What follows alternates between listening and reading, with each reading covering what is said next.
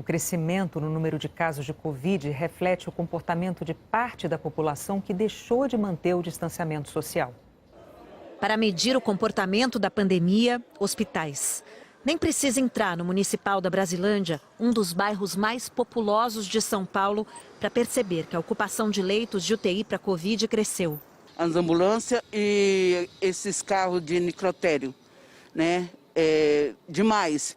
Tem vezes que fica 4, 5, um atrás do outro aí. Para medir o comportamento humano, a rede. É onde sites de festas de Réveillon convidam para virada na Bahia. A pequena vila de Santo André pode ser cenário de um evento para centenas de pessoas. Os produtores dizem que o espaço é aberto, que vão seguir medidas de segurança e que a festa vai movimentar a economia da vila. A Prefeitura de Santa Cruz Cabrália diz que o limite é de 200 pessoas, seguindo o decreto estadual. Já a comunidade isolada, que só teve 5 casos leves, se uniu. Que essa doença não venha se alastrar. Estamos pensando na saúde dos nossos velhinhos. Nós não estamos em condição de ficar abertos e disponíveis para vírus. Nós protegemos vidas, porque essa vida aqui é o que mais vale.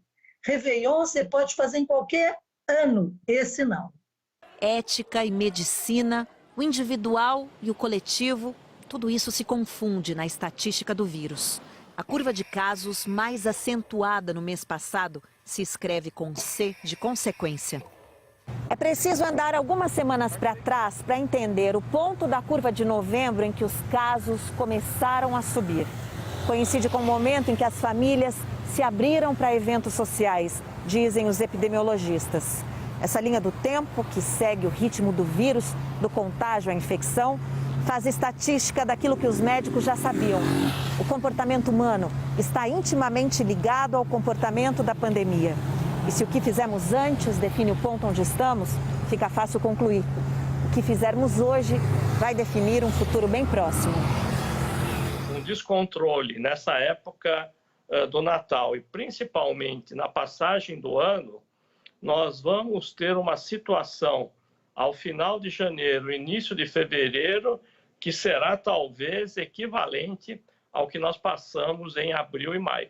Médicos para entender a pandemia, para o comportamento humano, Divan. Esse preceito de liberdade, eu sou livre, eu tenho o direito de escolher usar máscara ou não, eu diria que a gente precisa atualizar esse debate. E isso é urgente. Por quê? Simplesmente porque existe o outro. E quando vem a doença e eventualmente a gravidade e a morte, qual é o custo, inclusive para mim, que exerci o meu direito de ir e vir, o meu direito de chega?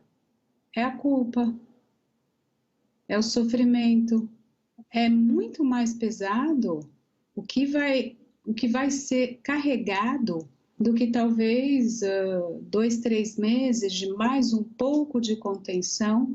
Uma noite de outubro, num bar cheio, sem máscara.